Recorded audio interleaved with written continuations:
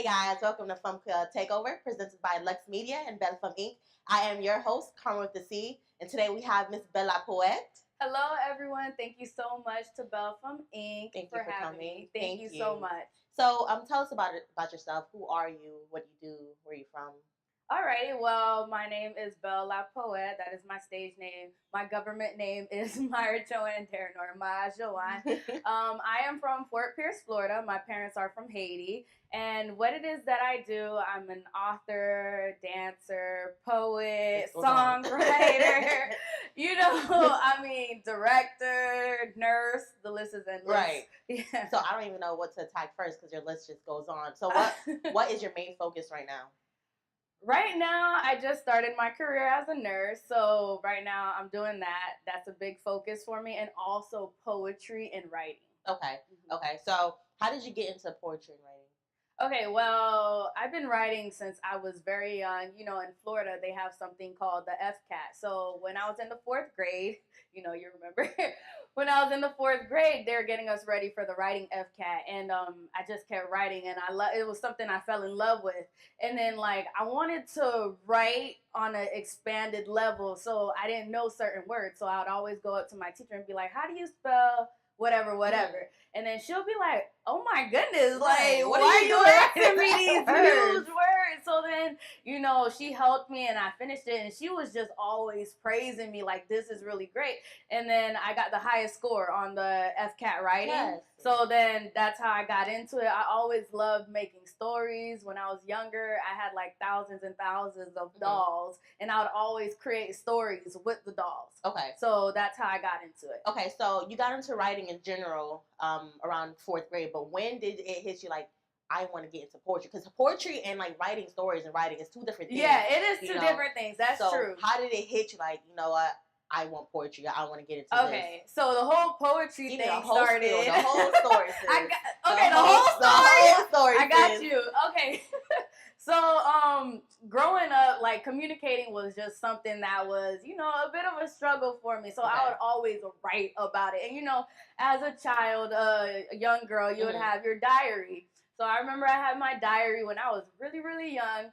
And then I write everything in there. And then my brother broke into my diary. And I was like, say what now? So then I was like, all right, how can I write in a way nobody knows what I'm talking about? Right. You encrypted it. It's basically, encrypting the message in there. So, create characters or whatever it was, or write and, rhyming and stuff like that. So then I was like, you know what? I'm going to just do that. So I'll have the event to be masked by something else, different characters. You wouldn't know who I'm talking about or when it was. So that's how I did it, and that's how I started formulating to go up into poetry. And then when I was in college, first starting college, I met someone by the name of Hero the poet. Shout out to her. Okay. And she was on stage.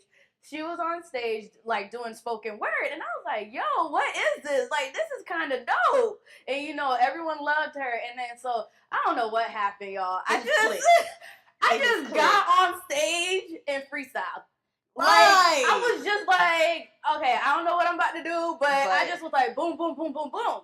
And then right afterwards, people are like, yo, that was amazing. That touched me. That was in throughout the week of the school week, people were coming up to me on campus yo, that was really dope. You moved me. Your voice is so powerful. I was like, say what now? I was just kidding. So then I was like, all right, let me take this seriously, especially since I have that background in writing characters, stories, and stuff like that. And I love to play around with words. I was like, let me take it serious. And then so I started, writing more, and then reciting, and then started performing. Then people kept booking me, and it just kind of spiraled. Right. But you know what? Out of all of this, all I can say and all I can think about is shout out to your brother. Shout out to you. Shout out to your brother. Right. Because if he did not go and go snooping, he probably wouldn't be here today. Oh my shout out to him. So where are your parents from originally? My mom is from Laguna, Zetois, and then my dad is from La Tibonite. Okay. So did you grow up in a Haitian household with the La Calle con l'Église? Is that the reason why you're a nurse right now as well? Listen, everybody in Fort Pierce knows. Because, yes, girl. On Sundays, we went to church maybe 3 times a day. Wow. I'm not complaining because now that I'm older, I'm very appreciative of it because there's moments in life where it's just like, you don't know where to turn. Like, you're not living with your parents no more. So some moments your back is really up against the wall. And those moments when, you know, it was called like I lately, it was like installed in your head. So you literally, it's a pillar for my life right now because now I turn to God, and that's where my strength comes from. Literally, so I'm forever grateful for it. Even though I was like, "Dang, service again," and don't get me started about Saturday Jen, bruh. Oh my goodness, Jen, chaque samedi, live it, and then it's like, bro, we gotta go to church tomorrow. Like, can we get a break? Like, but I'm forever grateful for it because that's what, you know, creates me as the woman I am today. That's how I handle my problems. And you asked me, does that influence, you know, the whole nurse thing? Okay. And did you do it because you wanted to do it originally since you're young, or you just kept hearing it in the household, so you're like, oh, you know, ain't nothing. Well, it did have an effect in it. I'm not gonna lie, but for me, I was someone, I loved science. I love science. You're blessed with that. I love people. I did great in science, and then I was like, well, what is something that could merge the two together? So I was like, all right, I'll do nursing. And ever since I was young, like, you know, with my little sister and my other little sister will play like nursing or doctor or family, whatever. So I always wanted to be the nurse. Okay. And then my dad's a nurse. My mom's in the medical field. She's a CNA. My grandfather is a pharmacist in Haiti. And then my aunt is a nurse. My uncle is a nurse. I don't know. It kind of trickled down the line, but I'm the only child of my parents that's, you know, in the medical field. You know, shout out to them who took a stand. Shout out to them. But it definitely, because, you know, okay, this is how I started out. Like, I was like, I got a dance scholarship. Like, when I first started out with school, I was so happy. I was like, I got everything. And then so I was like, hey, daddy, you know, I got a scholarship. Who does? My dad was like, what's that? Who does? And then the way he said it, I was like, bro, you crushing my soul. He didn't even hear the scholarship part. Right now. And I was like, oh, dang. I was like, who connaît la paix pour nursing? He was like, oh, nursing. Okay. I mean, it's definitely not something I regret. Because I was like, you know what? I don't want to be a struggling artist. But now I'm older and I think about it, I was like, but what if I put all that energy and focus into my art? Where would I have been? But I'm not gonna lie, right now I'm a nurse, I'm not struggling. So I'm grateful for it. I love my job. Like, when I go to work, I'm like, you know what? This is really rewarding. When the patients are so thankful, or when you see and experience them from being so sickly to getting better, it's like, you know what? This is actually rewarding. So, you know, thank your Haitian parents for, you know, having that foundation, like financial stability. But if you want to do the arts, go for it. Like, I'm proud of my brothers and sisters. My brother, he went for it. He's an artist. So, I mean, it's also truly a blessing when you can, you know, be in your career, be in your field, and also commit to your craft at the same time. Yeah. You know, most of us aren't able to do that. Most of us only have time for either or. Either you stick to your field in your career, or, you know, struggle and just stick to your craft until it starts paying you. Yeah. So the fact that you can do both, you know, bless you. Bless Thank yourself, you. girl. Thank you you. getting there. So tell me, who inspires you? Who inspires me? I am definitely inspired by God. Amen. By God, He is an inspiration for me. The Bible is an inspiration for me. The Bible is like a huge poetry book. So, like, my poems definitely are inspired by the Bible. And also, shout out to Maya Angelou. She is definitely an inspiration, not because her name is closely spelt to mine, but because she's simply awesome. I definitely see myself in her. She's a director, a writer, a poet, and everything. You get what I'm saying? Okay. And you do have a poem actually named after her poem. Yes, Phenomenal Woman. Would you like to recite? Of course. Something of out course. of it? Go ahead. Song. Maybe All sing a little later. Slide that in there. Okay, go ahead. All right. At first, I shined. As bright as the sun, my hair as curly and soft as a rug. My cocoa brown eyes allowed me to see only what the world wanted me to be. She Said I wasn't pretty enough. My skin seemed too dark and my hair too rough. You should change the color that defines you. And oh yeah, you'll need a new pillowcase for your head too. Your nose is too big. You can shade that with makeup. Yeah, that's perfect to hide. What's up with your hips? They're just too wide. All her opinions covered me as a great tide. I started throwing up to start thinning out. I don't know what to do. I'm just full of doubt. Should I lose a lot of weight to get rid of my curves? Cause I'm really not trying to get on her nerves. Daddy always told me I was beautiful, but that seemed too hard to believe.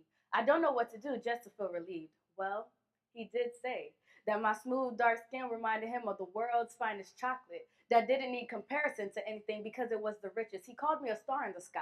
Though we all were different, we each had our shine. He named me beautiful. And even mine, though I was dark as coal, I shined as a diamond. He boasted how's his masterpiece, uniquely and phenomenally made. That's why I should never be anyone's maid, overworking for minimum wage. Changing myself was too much work, so now I pay myself of which was stolen from me, a pay that not even society could give. I pay myself for what I rightfully deserve. My love for myself is no longer reserved. At first, I shined as bright as the sun, my hair as curly and soft as a rug, and I'm sorry if you're extremely bugged and your hatred and violence towards me is violently tugged, but I refuse now to be your maid because I know now I was uniquely and phenomenally made. So how did you sit down and come up with this? Like, what's your thinking process when you're actually sitting down and writing one of your pieces? Okay, so sometimes I just write out of it comes from inside. Right. So it's kind of like I just write. And then other times I do write based like how Maya Angelou inspired me. Mm-hmm. So I'll look at her writing and then become inspired by that. Or Nina Simone is another one.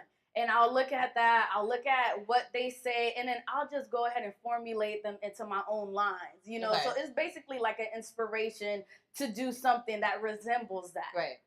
So are you a poet that sits down like, okay, I'm going to write today, and sit down and start writing? Or are you just in the car, you're driving, like, ooh, I just got something. Let me write this down. Like, what kind of poet are you? Sometimes, most of the times, it'd be like, I'm taking a shower and it'd be like, oh, dang, that line was kind of smooth. Like, oh, you speaking it. Or it'd be like, I'm driving and it'd be like, oh, snap, that goes together. Okay, so or something like that. Or it depends. Like, if someone books me for a specific event where they need, like, a specific, you know, theme or something, then I'll sit and then I'll think about the theme and then write a poem to that. Okay, so you can do both. Okay, right. So how do you feel about a woman's role in a male-dominated industry? A woman's role in a male-dominated industry, right? Okay. Definitely before, women were overlooked, you know, with the whole thing, the wages were different and stuff like that. But I feel like we're starting to be on the come up, especially because it's Women's Month. Right. Amen. So, I just feel like it's a moment to be strong for ourselves. Like, you know, it's like the whole hierarchy where it's like male, woman. I do believe that it could be male, woman, you know, equally instead of like a male over. Like, why do I have to look up to you? You know, you get what I'm saying? See, but like, I feel like because it's Women's Month, people are saying, "Oh, women for the hype, though." But in the corporate world or in the office where we don't stand up for ourselves, it's like it's not truly like that. I truly don't believe it's really like that. It's like it's really hard for us. Yeah, we get 1 month of celebration, but honestly, just like Black History Month, we shouldn't only have 1 month. Exactly. Especially when the woman speaks up to herself. She's known as the bitch, or she's known as the angry Black woman, or something like that. But it's something we have to do. Like, if there's no change, you got to initiate the change you want to be. Like, if I'm at work and they're like, oh, she's just on her period. Like, what did you say? Right. You get what I'm saying? Like, that's not going to fly by because, first of all, do you know how much this cramping hurts? Like, do you know how much medication I got to take? Like, you don't get to do that. No, I'm not just on my period. You get what I'm saying? I could just go to a man and be like, yo, testosterone's going crazy. Like, how would they feel about that? You get what I'm saying? So, it's to the point where we got to initiate that change. And I agree with what you say, like, for the hype of just being the month. Like, Women's Month needs to be stretched out in your life. Don't let it be Women's Month for you in March only. Make it Women's Life instead of Women's Year or Women's Week, whatever it is. You know, that's up to you. If you want to see that change, you need to be like, I'm not doing this. Okay. Using your art, using your talents, how do you feel like, how can you change that? Or how can you add to the world? Like how can you motivate others to see women in a different light?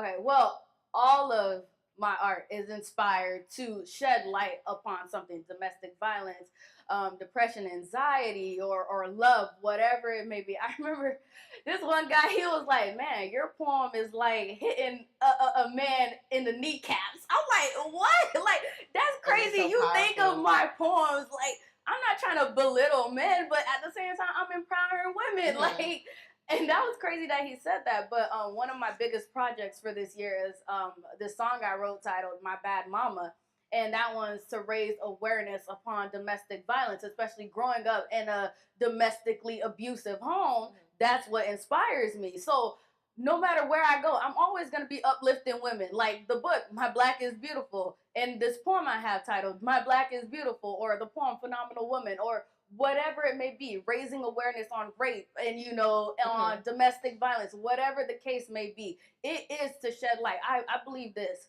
Where there is light, darkness cannot be. Right. So if I'm out here shedding light on this, somebody, whoever may be lost in the darkness, that light can touch them. And even if it's just a little bit of light, that light can turn into so much brightness in their life. Okay. So have you ever been to Haiti? Oh, yeah. I go every year. So what's your greatest memory, or what do you normally write about? Or sao changer, what is something that's always stays in your head? L'aime en pile dans Haiti, c'est manger. No, I'm just kidding. Girl. I love my family. I was explaining to someone, I was like, I don't know what it is about Haiti. Every time I go back to Haiti, it's like a home that I don't live at. It's so weird. It's like the people are just so embracing. And I was like, I don't know if they're nice because they know I'm not from here or what. But when I go to Haiti, it's like, I don't know how to explain it to you. I love it. I love the people. I love the culture. I love the food. I love my families there. Do you have any pieces from that you've written? From Haiti, I have a few pieces. I have my people. I have culture pieces. I have Blue Mountains, but those are all included into my new poetry book that will be coming out soon. Broken Crayon, Still Color. Okay. So your book. My book. Your book. My book. Your book. So this, I know I've had a chance to read a little bit from your book. So it's about Haitian women, Haitian girls. So do you know Haitian culture? Right. So if you can, in Creole, could you tell us what was the story behind it, or how did this come about? How did you create this? Okay. Livre ça, moi recul sorti non un poème que m'te déjà fait. Et puis livre là, ti princesse là, li rete Haïti, côté li rete c'est palais sans souci.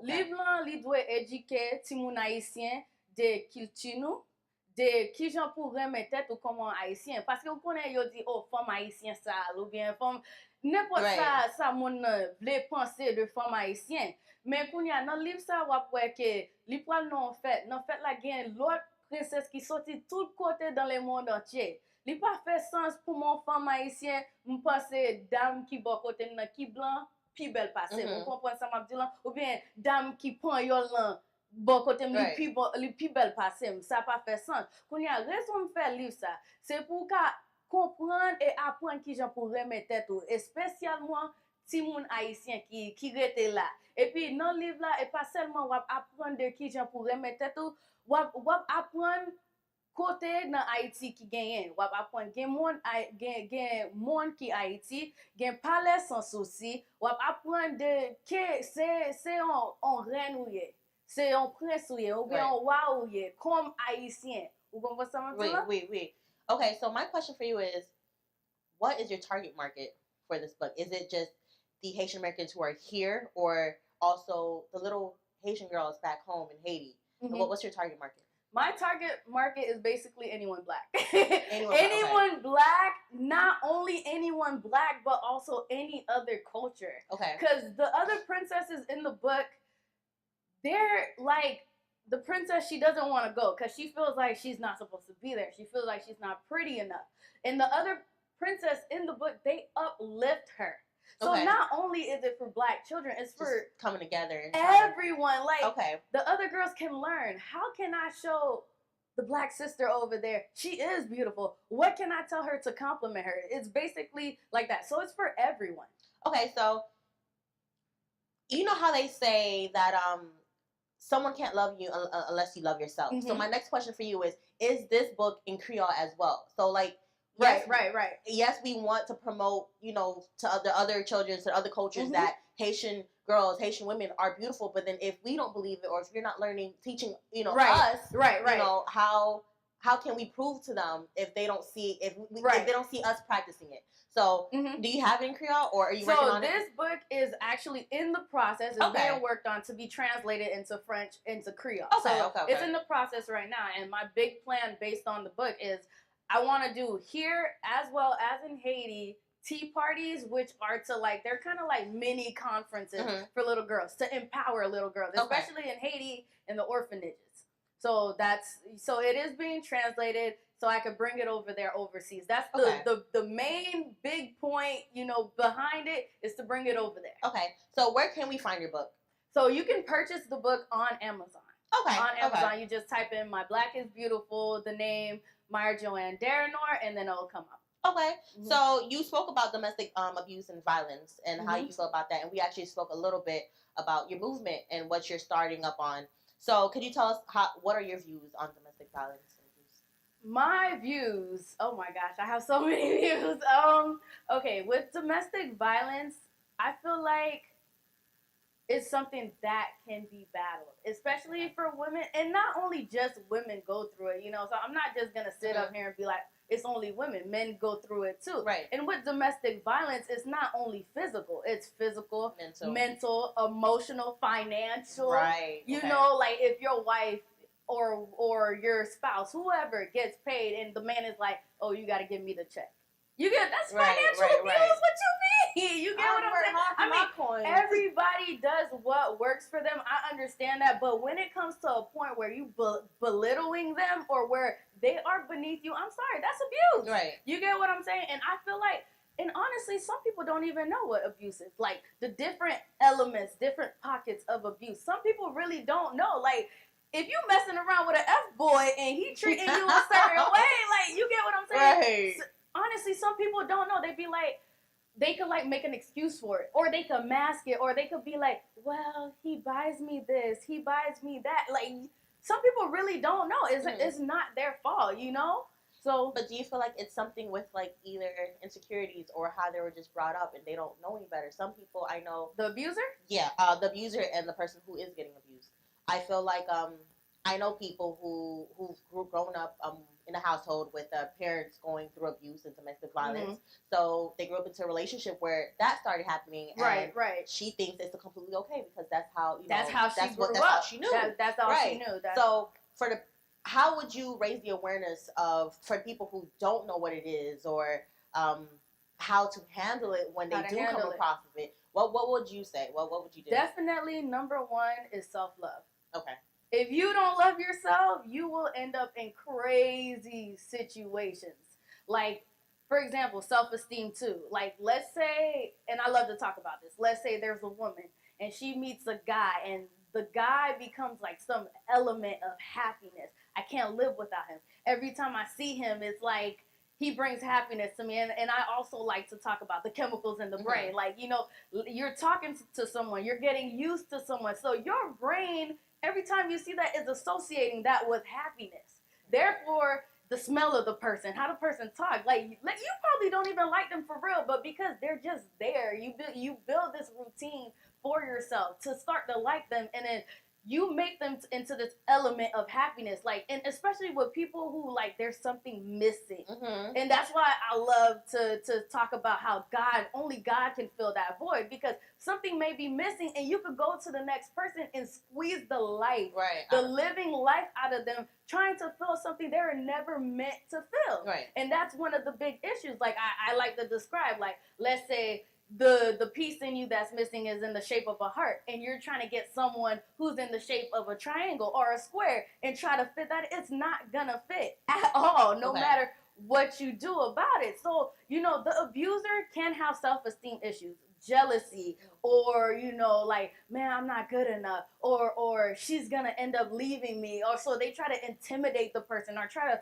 build fear into the person, or she's financially dependent upon me. So they use that as like a burden or whatever. And you know, they use the woman to be something to fill in that hole, or to compensate for that low self-esteem. Mm-hmm. And then for the woman, or for whoever else, the one who is actually being abused is also dependent. So a domestic violent relationship is codependent.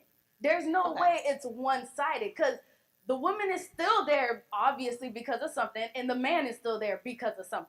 Okay, so I want to know, with all the projects that you're working on, all the awarenesses that you're raising, how do you personally stay focused?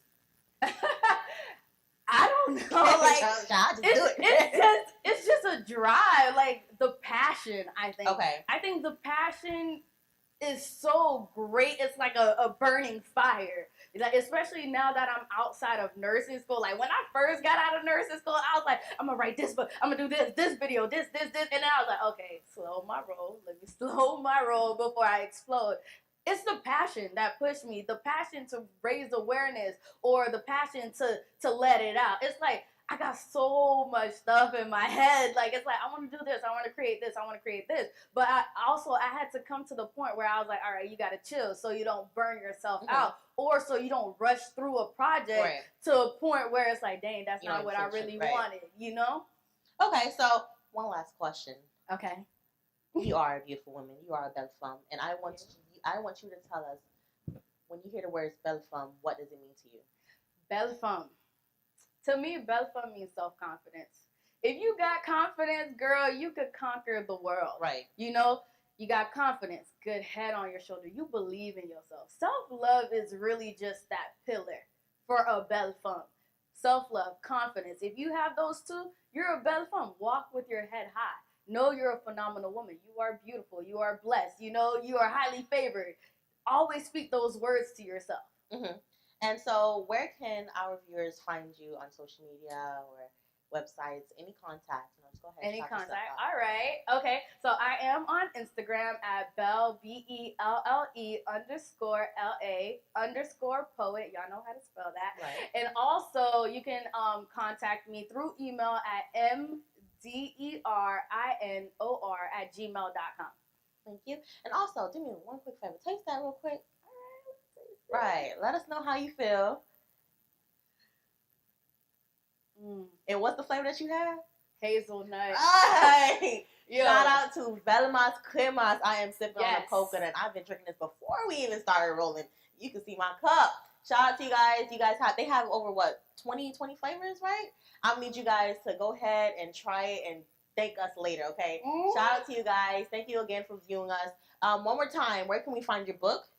Mm-hmm. Where can we find your book? One more time. So the book, you can find it on Amazon. Just type in My Black is Beautiful. The cover is right here. So this is the cover that you'll see, or the same character you'll see on there. And also, if you wanted to get it through me, just email me, and we could set up how we could get the books to you. Right. And thank you guys. Remember to subscribe, like, follow. I am your girl, Karma with the C. You can find me on Instagram at I am Karma with a C _. Thank you, and bisous.